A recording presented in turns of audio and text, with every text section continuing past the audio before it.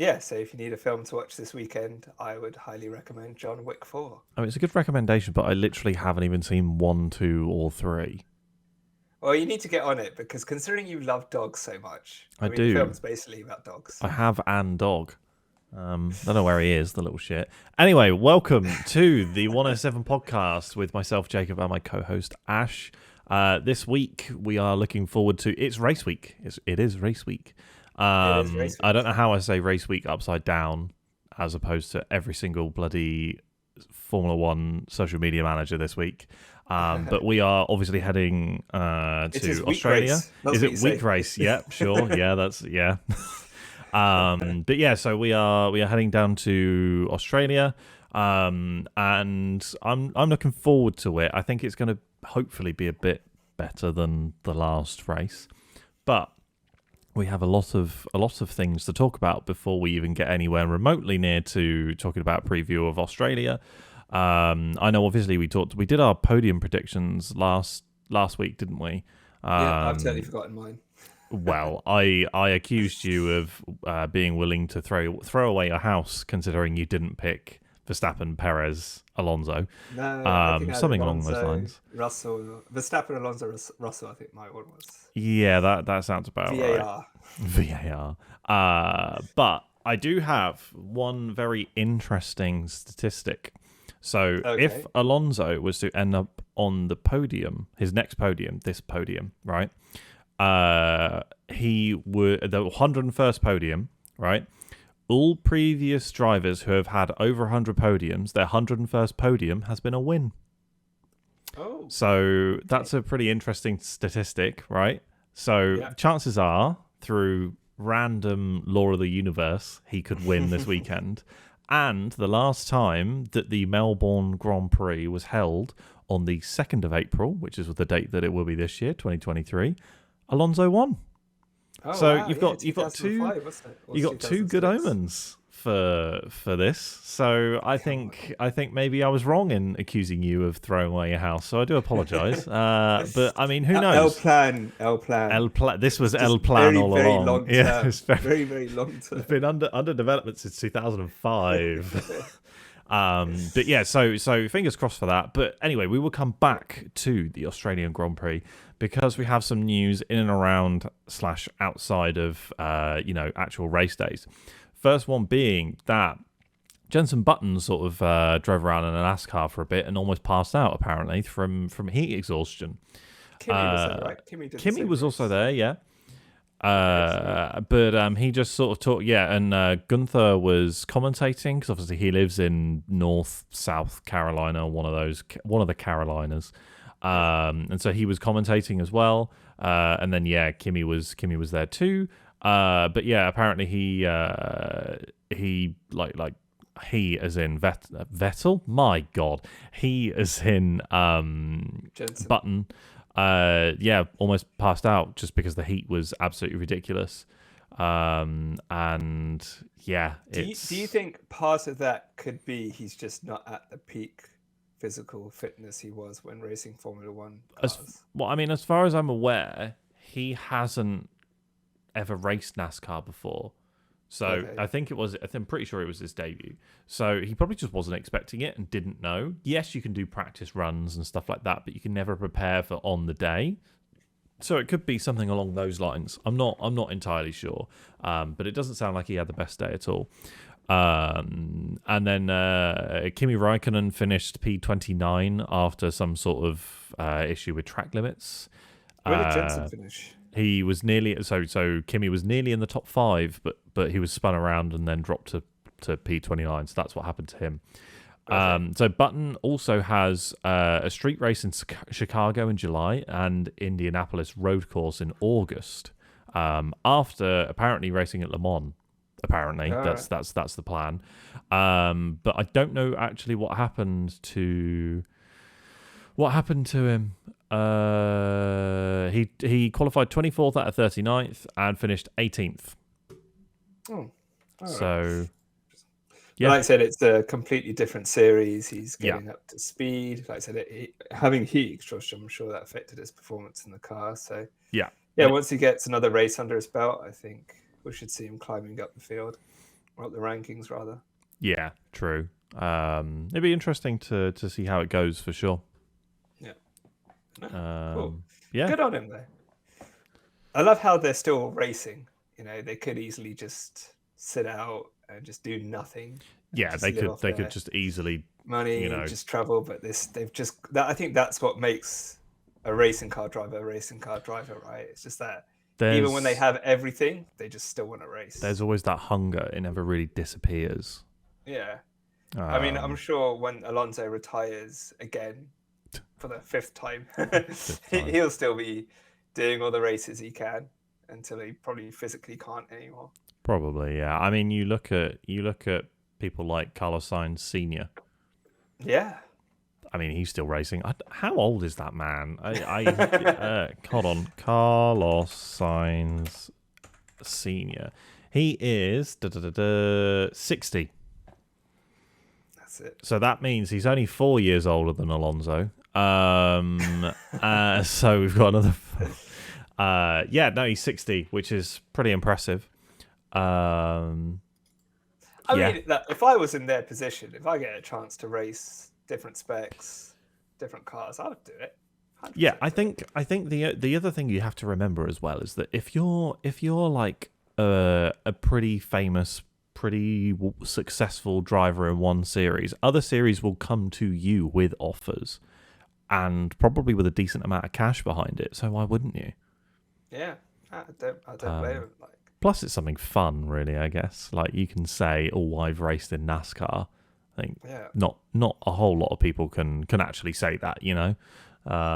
So that's how the NASCAR went over the weekend. I don't know when it was. I've got no idea. I'm literally only just talking about it because it had some Formula One drivers. Two Formula One drivers are there. Just don't care about turning to the left, to be honest with you. Although, admittedly, to be fair, this was a circuit in America, so there was some right turns in there. So I do give him a little bit of credit for that. But yeah, so that's about it for NASCAR news. We'll move on to proper stuff. Yeah. Hold on, where am I? They're not. Yes, my papaya tinted sunglasses are going to come back on because we are also going to talk about the McLaren restructure that they've gone through. So they announced when was it? A couple of days ago. Last week. Changes, last week sometime. Yes. So why don't you take us through what on earth actually happened? So this was interesting. So the executive technical director James Key, basically head of creating the car, wasn't. Do you remember when McLaren launched their car and he wasn't there? Yes, but I don't remember him not being there type thing. It wasn't like I didn't have like a guest list. I wasn't really keeping tabs of it. Well, I mean, usually they would have the car designer up there to talk about the car and things like that. So I don't even know if they did last year. I think they may have. But anyway, the word going around, it was very interesting that he wasn't there. So obviously this looks like it's been planned for a long time now. He wasn't doing any media during testing, which usually the designers and technical directors do, but he was around the circuit. But yeah, McLaren announced that he essentially is being pushed out of his role, and his role is being split into 3. So as we talked about a couple of podcasts ago, we did. David Sanchez from Ferrari has left the team and was joining a UK team, which everyone said was McLaren. Peter Prodromou, who used to be at Red Bull, is joining the team, and so is Neil Holdy. So James Key's role has been split into 3. So Peter Prodromou will move into the technical director of aerodynamics. David Sanchez will be the technical director of car concept and performance, and Neil Holdy has been promoted in the newly created role of technical director of engineering and design. So he's been with the team for a while. Since 2006. So essentially, James Key is out, and they brought in these 3 people. And a fresh approach, I guess. Don't know how to say this guy's name. Giuseppe Pesce is promoted to Director of Aerodynamics and Chief of Staff, and he'll be reporting into Peter.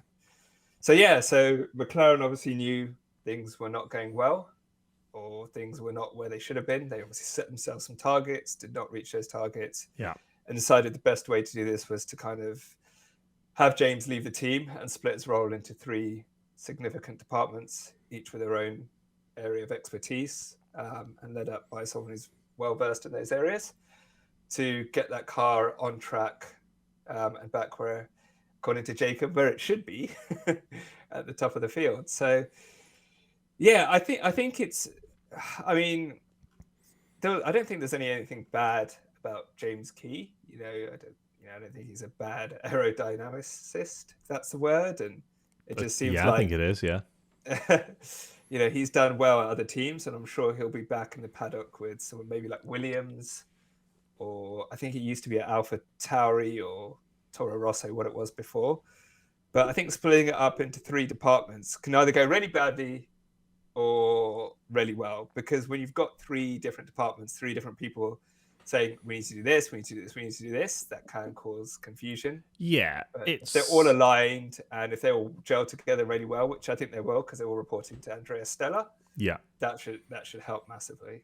Yeah, and it should take off some pressure as it's now being dispersed over 3 departments. Exactly, but I think it could go one of 2 ways for me. Yeah. Either there's going to be too many cooks in the kitchen, and people are going to be, you know what company politics are like at corporations and stuff like that. We could get some sort company of politics are there everywhere. Yeah. But they're going to be even more so in somewhere like Formula One, in this traveling circus.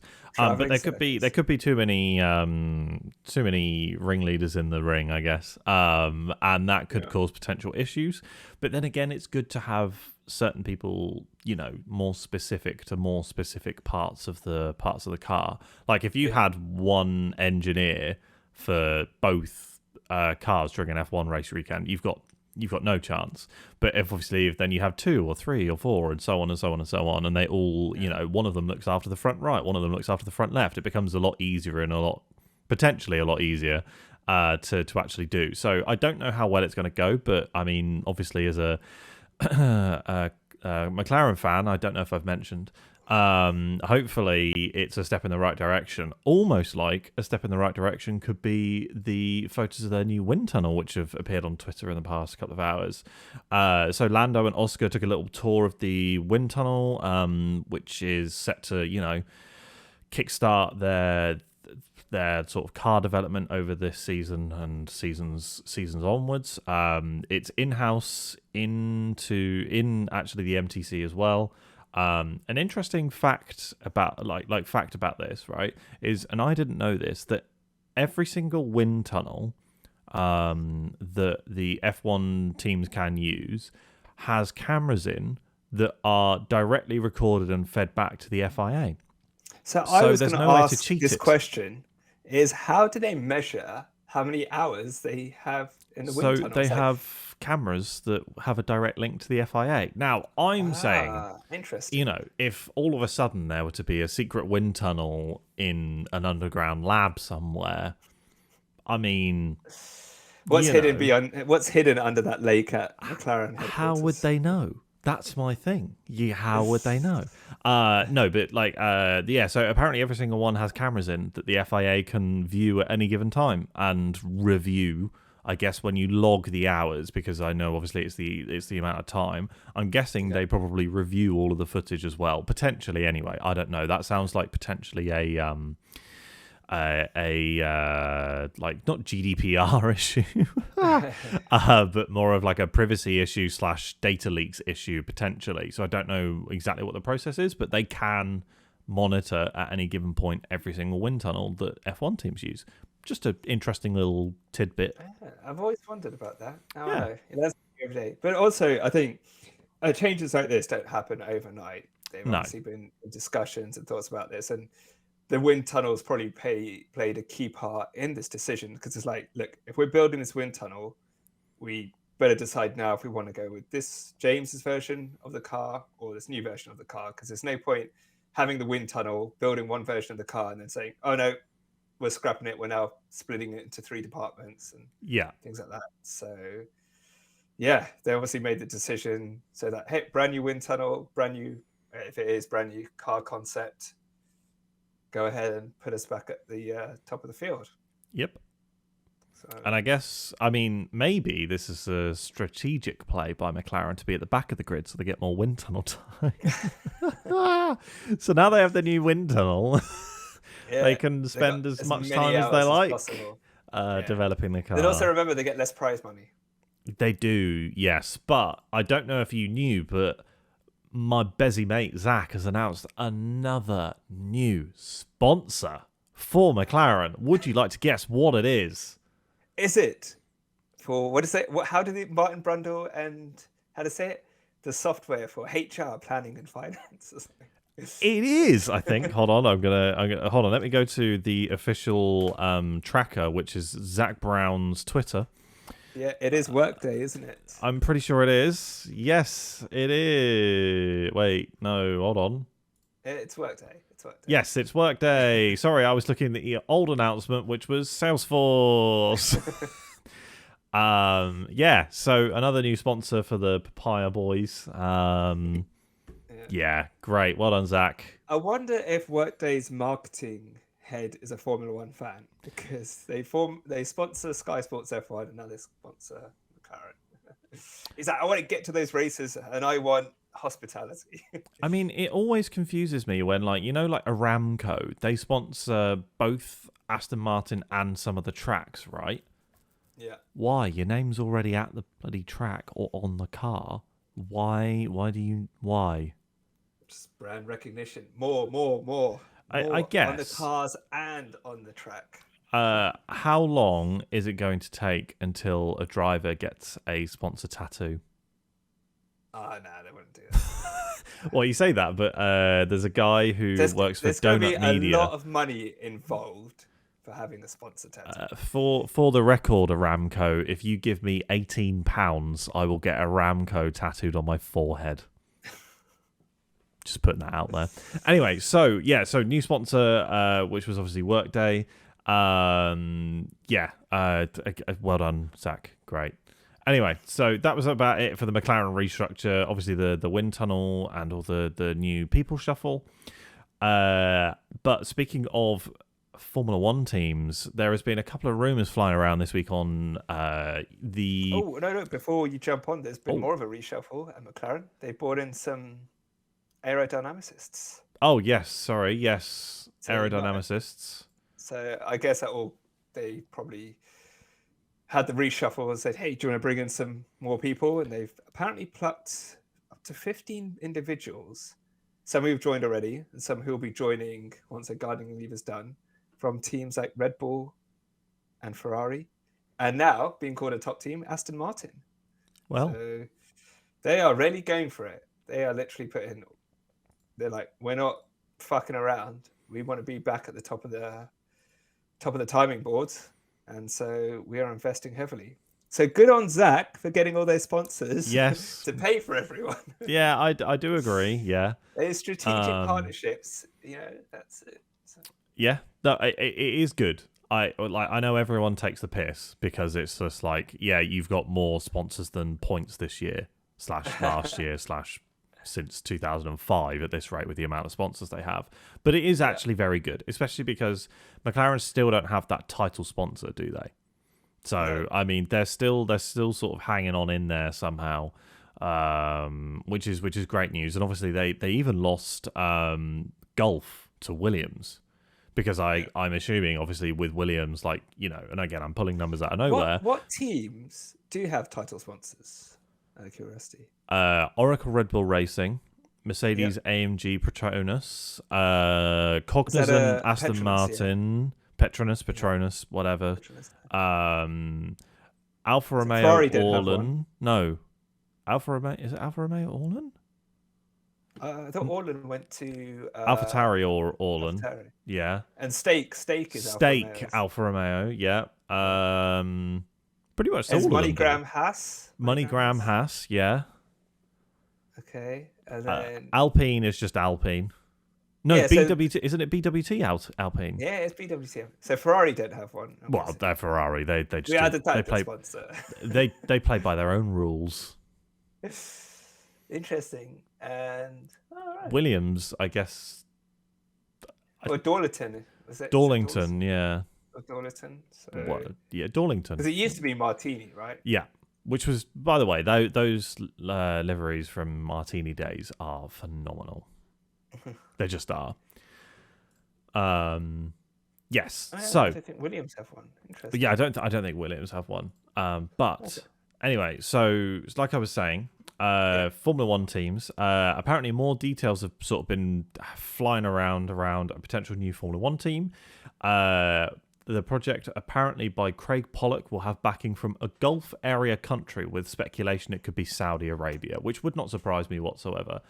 So apparently there are intense discussions with a Gulf area country around, having an actual Formula One team based there.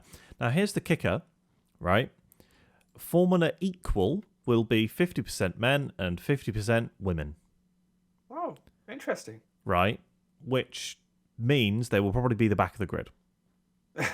So, and I don't mean that in a horrible way, right? Not necessarily. What are you doing, mate? So I'm saying this purely because, and this isn't me being completely sexist or horrible or anything like that. This is literally, I can see your face as well, it's hilarious. But this is just my case of, you need to have all of the stuff in place to actually, in order to do this in the best way possible. So initially it doesn't sound great because they would need to have those sort of facilities and those training structures in place. It's very ambitious, and I don't think that it will go particularly well at the beginning, because there aren't as many. Let's be honest, there aren't. If when you look at the mechanics garage, right, how many women do you spot working on the car in pit stops and stuff like that compared to the men? Right, it's not that many. I know this is only one part of it, and I completely understand that. However, but it's 50% men and women, so Yes. that doesn't mean 50% working on the car in that sense. Uh, They according could be to- in other roles. according to them, it means across drivers, engineers, and boardroom. So actually, it does. So you could have 60% of the engineers be men and 40% of the engineers be women. I mean, that could be the way that they're right? saying And then it, you but could have 60% of them in the boardroom and 40% men in the boardroom. true. Yeah, no, and that could be the way that it is. But I'm just going off of the article here, and Yeah. all I'm saying is that doesn't sound like a particularly good idea, purely because there are, let's say, for example, there are 1,000 men who could be race engineers at Formula One level. How many of those are, like, how many women do you think there are? There's not many. So I think that you need to do a lot of work, which I really do hope happens. You need to do a lot of work in order to get there to be competitive. That's all I'm saying. I'm not I'm not going on a sexist rant or anything like that. I'm literally just saying that doesn't sound like the best idea unless you have all of those training things in place. This is also not me saying I don't think that women or men can do X, Y, Z. This is literally just a case of, realistically, this doesn't sound like the best plan initially. You have to have all of those training bits and pieces thrown in there. I mean, also, it says across drivers. So I was literally just reading that, so that is super interesting. yes. Right? So does that it'd mean be like one male, one female driver? Yeah. Yeah. So does that mean they want to bring in one female Formula One driver? Could they be the first team in Oh, 2026? They have to. If they go, it's 50% Apparently. men and 50% women across the drivers, Mhm. and it has to be a female driver. Or do they do what Aston Martin have done, and one of their reserve, or last year, as far as I'm aware, one of their reserve drivers was a woman. So technically they could just have two reserve drivers and then two that are women, and then two drivers that are male, on a technicality. But in all seriousness, I would love to. I mean, I that would maybe bring more women drivers into the sport if they have a True. chance to be a reserve driver in these top Formula One teams, and maybe even get True. a chance to race. Yeah. I don't know. I mean, it could be that we see Jamie Chadwick take to the grid in 2026 as part of this team. You never know. Possibly. I Never think know. 2026 is a little bit too soon, to be completely honest with you, to build a Formula I'll say One let's see team in how it 3 plans years. out. But it's going to be very interesting to see how these plans actually, go through. There's even a team logo called that I've seen, Formula Equal. Formula E. Formula Equal, but yeah, Formula E, yeah. Yeah, I just, it doesn't sound like the initial idea sounds all very lovely. However, in reality, I'm just not 100% sold right now. I do hope that they not prove me wrong, but I do hope that it goes very well. I really, really do. I think it will. I think it will. It's gonna be interesting anyway. That's all. Yeah, we'll obviously see. And they, I hope that they give anyone the opportunity that they want to, try and push on in Formula One, and they give people the opportunity. But the issue I have with this is that the majority of Formula One fans won't want a team outside of Europe unless it's Andretti. If you're not letting Andretti in, and all of a sudden you're letting this in after everyone publicly knows that Andretti want to come in to Formula One, and then you let this in, which is a team that has almost no racing pedigree, is a new team that would exist, whereas you've got Andretti who, they already race in various other series and stuff like that. I think if you're going to add one team in, it has to be Andretti over this. However, add both of them in. Screw it. Why not? I think there should be 12 teams in the paddock and 24 drivers. That's the way it should be. Yeah, it would be interesting to see if they let this team in and still say no to Andretti. But yeah, I mean, look, all for new teams coming in. Yeah, as long as it's not overkill, and then there's like 60 cars on the grid. No, I don't think we'll turn into NASCAR.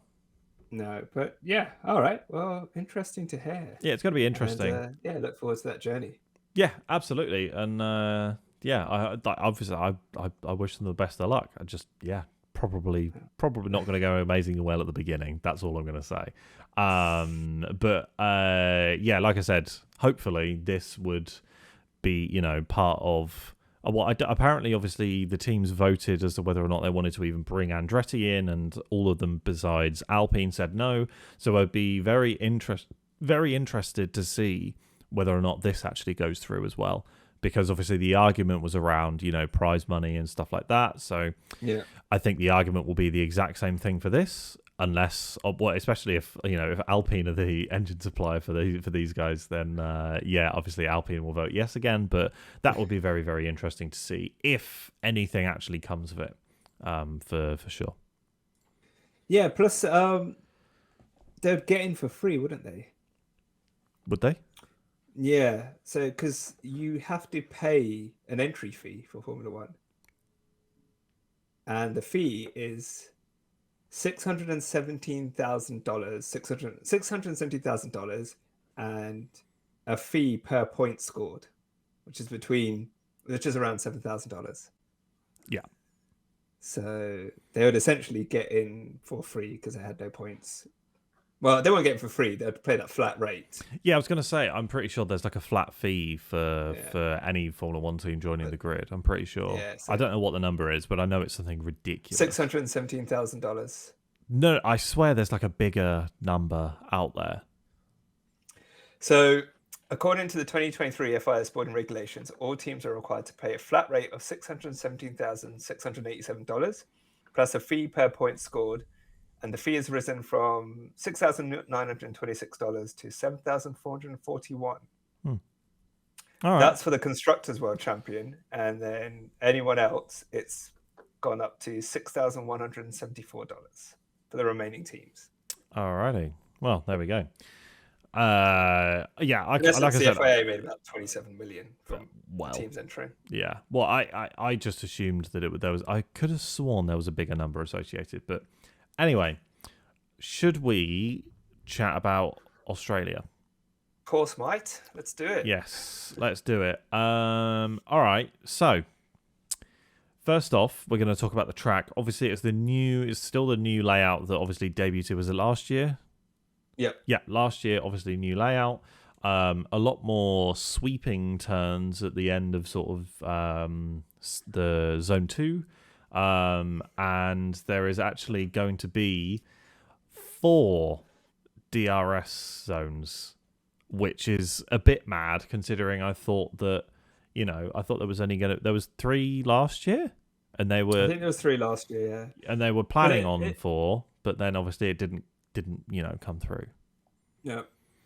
I mean, that's going to be interesting because it is a difficult circuit to overtake at. It's narrow, not too many kind of long straights and a heavy braking zone. Yeah. So hopefully having the extra DRS zone will help cars get closer. But yeah, I think I'm looking forward to it. Hopefully it spices up the action a little bit. Yeah, it should be good. I think yeah, obviously it could promote overtakes and stuff like that, which is great. And yeah, hopefully we see a decent race from everywhere on the grid, really. Would you classify Albert Park as a street circuit? Because we all know who does well at street circuits. True. Well, it is really. It is technically because they use it as roads. Yeah. So I would argue, yes, it is a street circuit, but not in a traditional sense. But it is. You know. Yeah. I'm going to go with yes. Sergio is a street circuit master. He is, yes. So can you imagine if he knocks up another win? Yeah, that would definitely put some interesting dynamics into the team. When you said knocks up, my head went somewhere else. But yeah, he could potentially challenge for a win, I guess. Yeah. I mean, it is between the Red Bulls, right? Yeah. So, and it'll be Ferrari, Aston Martin, and Mercedes, unless there's some sort of technical issue, to be fair. But I'm looking forward to it. I'm looking forward to seeing whether or not we have like, you know, something. I hope that there's a story that comes out of it. Like obviously Albon last year finishing P10 and going like, how many laps are there? 56. He went like 55 laps on the same hard compound from the start or something like that. It was mad how he managed to do that. It'll be interesting to see whether or not any safety cars mix this race up as well. But I hope that just some stories come out of it for sure. I don't think Max has won at this circuit as well. No. Yeah. Surely. So that could be a story. I don't think Max has won this circuit. Surely. I'm going to Google that. Charles won it last year. And I think it was Lewis and Valtteri the years before. So you can add that to the stories.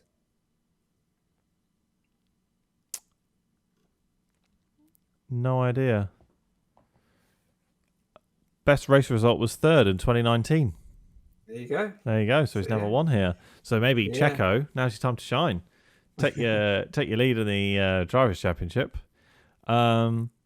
He best race result was 3rd in 2019, and he was on the podium. Obviously, his best qualifying was 2nd last year. He's had 6 races here and 4 points finishes. Well, yeah, that could be a story to add, which is Verstappen getting his first win down under. Yeah, it could be. It could be. You never know. But like I said, like Perez could, pull it out of the bag. He could pull it out of the bag. He has a podium last year. Obviously, he finished 2nd, and that was his best result and best qualifying as well. It'll be interesting to see what Charles does because he's really smashing it in qualifying, considering the car he's got. Yeah, if they improve that race pace, then he could be in shout of. I don't want to say a win, but he could have a decent result. Yeah, potentially. I think it's going to be interesting to see what the Ferraris do for sure. But yeah, like I said, I'm not holding my breath for this being a race for the ages. But I hope that there's a story that comes out of it, like I said. But then again, like I said, like you might be a bit stupid if you bet against anyone else other than Verstappen to win. I know. Obviously, I talked about Fernando Alonso having his 101st podium, if it is 101st statistically, or somehow through statistics of anyone who's been over 100 podiums has won. 101st podium, is a win. So that's going to be interesting too. He might not even get on the podium this year in Australia. This year? Well, I mean, he's already done it this year. But he might not do it this year in Australia. As you said, obviously it could be Russell. That was your prediction. So yeah, just remind me again of what your prediction was. It was... So Yeah, I can't remember what it was from last week, but I'm going to go Verstappen, Alonso, Russell. All right. I mean, that's not a bad prediction. What about yours? I'm still saying Verstappen, Perez, and then Alonso. I think it's a no-brainer for me personally. Yeah, there's not really a lot else to say about the podium or the rest of the race. To be honest, there's not. I don't know. Yeah, There's it's going to be an early start for a lot of people. 6 a.m. in the UK for qualifying. 7 a.m. for me for the race start. Is it 7 a.m. for me for the race start? I think you're an hour ahead, so yeah, 7 a.m. for you. Yeah, it's gonna be interesting for sure. One thing I guess that I can ask is, do you still think that Australia should be the opening race weekend of the championship? Because I do. It would be nice to get the early race out the way. It would be nice to get the 6 a.m. out the way. I would say no, because I think Bahrain under the lights is just more of a wow factor. Yeah, it does have a vibe to it. I do think the time zone does play. It's like the first race of the season. We want high viewing figures and things like that. And really the hardcores and big fans are going to be waking up at 5:59 to watch. So I think that plays into it a little bit. I think I'll stick with Bahrain as well. And also, depending on how the DRS detection goes, because Australia historically is not a racy circuit. Right? No, not really. It's not a lot of action. Generally, if you're on pole, you won the race. So if it was like, wow, Australia's a great race every single year, then I'll be like, yeah, let's have it as a season opener, start off with a bang. But no, I think Bahrain is a good start. Yeah, fair enough. No, I just thought I'd ask. Like I said, I still think that we should kick off the season here. But I guess another question as well is, a lot of these older tracks have been chopped off the calendar. If it was like a choice to you to keep Australia on the calendar, would you? Yes. Yeah, I would too. I know, obviously, it's a global sport. You can't eliminate regions. No. I completely agree. It's a global sport. It's actually a fun track, and we've driven it on the game, and it's actually really fun to drive. You've got an Australian presence in the sport with Mark Webber, Daniel Ricciardo, now Oscar Piastri. Yep. And yeah, there's some really huge fans in Australia, so True. I'd absolutely leave it on the track. I mean, I'm of the opinion that Monaco shouldn't be on the Grand Prix calendar. Oh, controversial. Yeah, almost as controversial as my previous comment around women not being in Formula. No, I kind of agree with you around Monaco, but I think that don't get me wrong. I understand the glamour. I understand the history, and it is a great track for just pure driver skill. But as a race, it's boring. It's boring. Yeah, they could do something to spice it up, but they just won't. I don't think they will anyway. One thing is though that when they do add tracks, adding something like Las Vegas, which is just a square that's been a bit squished. Yeah, I'm not here for it, to be honest with you. Yes, it will look very pretty, but I don't particularly care. I'd rather you go back to Hockenheim or the Nürburgring. You don't get those fast flow in states like Baku and Las Vegas and things like that. It's just I quite like Baku, to be honest with you. I know I quite like it because I just do. I think that the feature of like that really ridiculously long straight has something about it. I know, it's like the 90-degree turns in these new tracks, like Baku, Azerbaijan. I'm just like, throw some curves in there. Yeah, I mean, you're right, and I'm also of the opinion where like I said, I wouldn't have Vegas. I'd have the alternate layout at Bahrain, Sakir. I'd rather have that.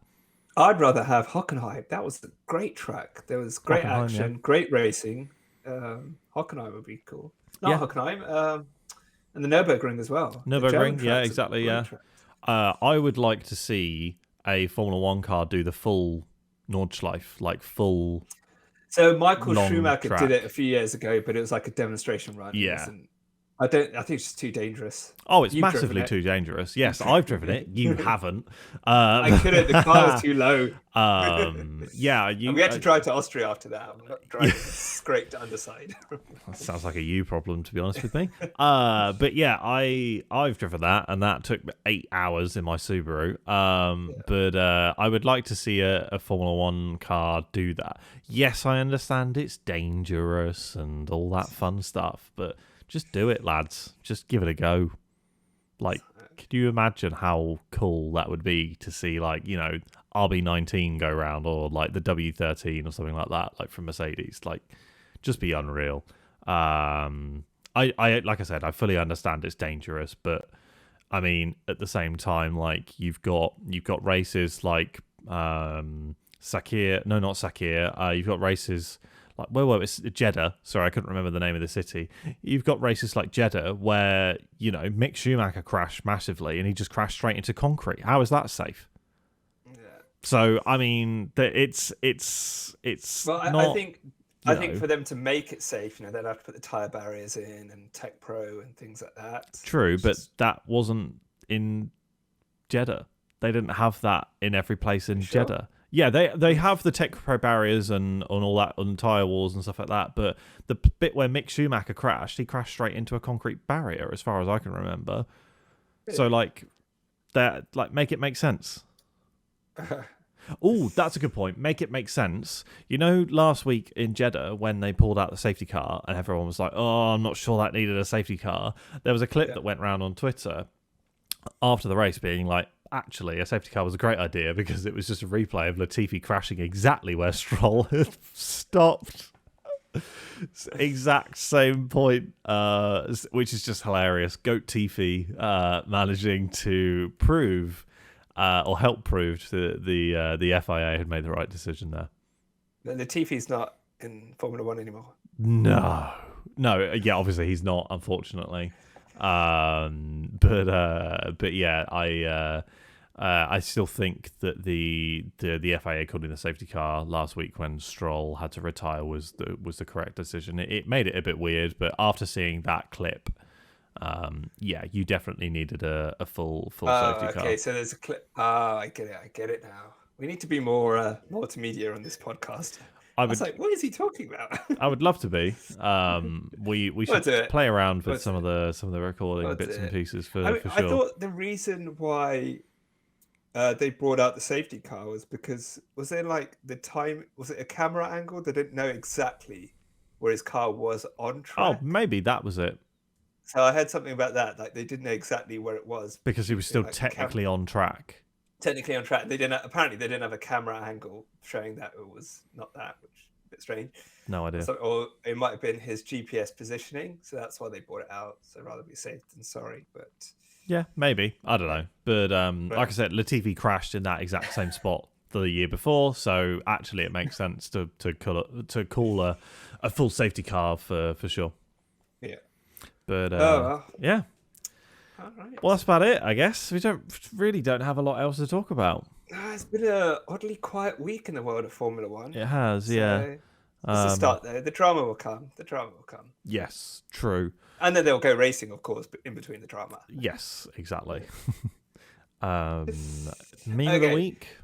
Meme of the week is the upside down memes. Yes, upside down memes obviously are pretty good. Upside down Alonso is perfect. However, I am also going to just say on social, the Mercedes team social media manager or whoever taking the trophy over to Aston Martin was brilliant. It's just a nice bit of content. George sat on the sofa being like, oh, do I really have to give up the trophy to then bring it over to Aston Martin? It was just quite entertaining. Yeah, that was all I was going to mention, but I don't have anything else for the podcast, I'm afraid. So I think we'll have to call it a day. I think I'll have to book my tickets for John Wick 4 apparently. No, well, you have to watch 1, 2, and 3 first. In the John Wick the cinematic universe, the JWCU, I have to watch 1, 2, and 3. I can't just go in and watch 4. No. Got it. All right, cool. But I mean, just honestly, watch it. You'll love it. Yeah, You will yeah. I'm love not it. saying I won't. I just, yeah. You'll love it. But I'm just surprised as someone who loves dogs as much as you do.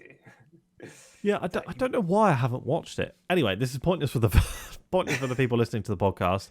Keanu Reeves loves motorcycles. I'm sure there's a He's a link to Formula F1 in One there. fan. He is a Formula One Didn't it? fan. Wasn't he narrating a documentary I'm about Brawn? I'm pretty sure he is. Yeah.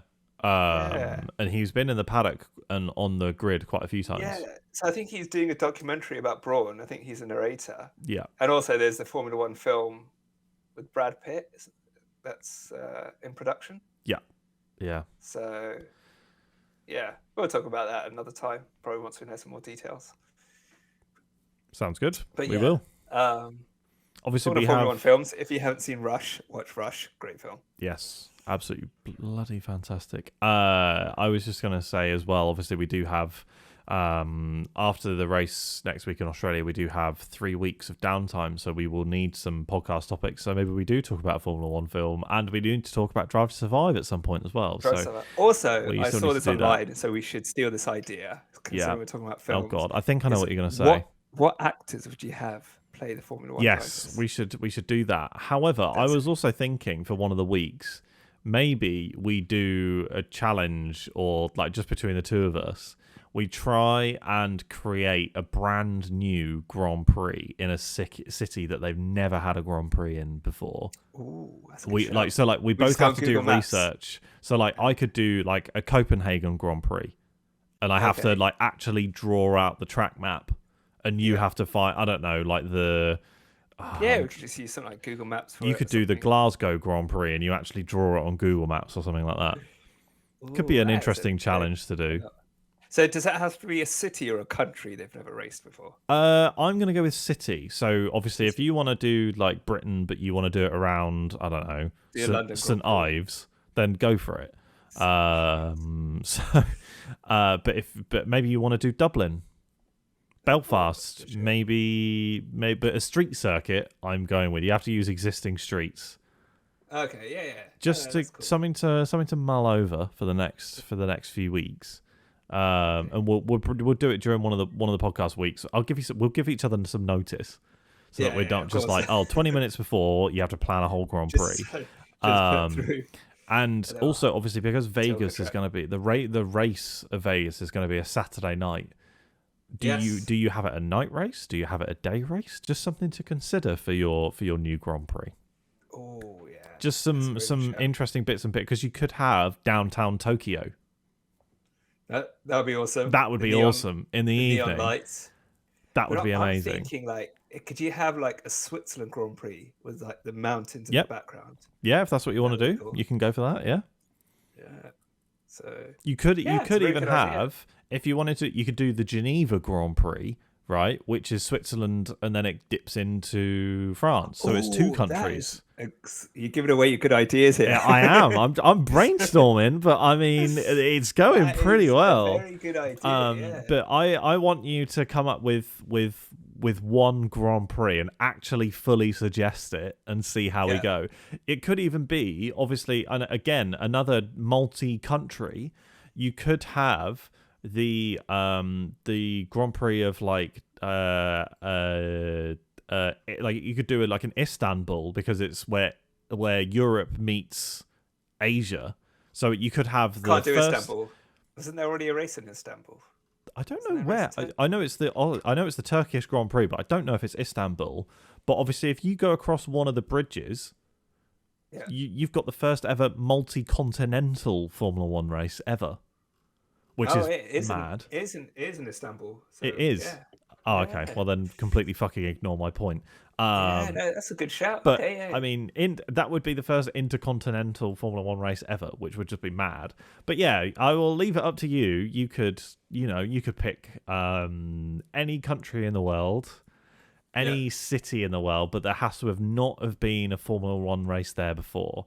So I can't remember where the South African Grand Prix was, whether or not it was in Kiami. Yeah, so was it in Cape Town? Kiami. Yeah.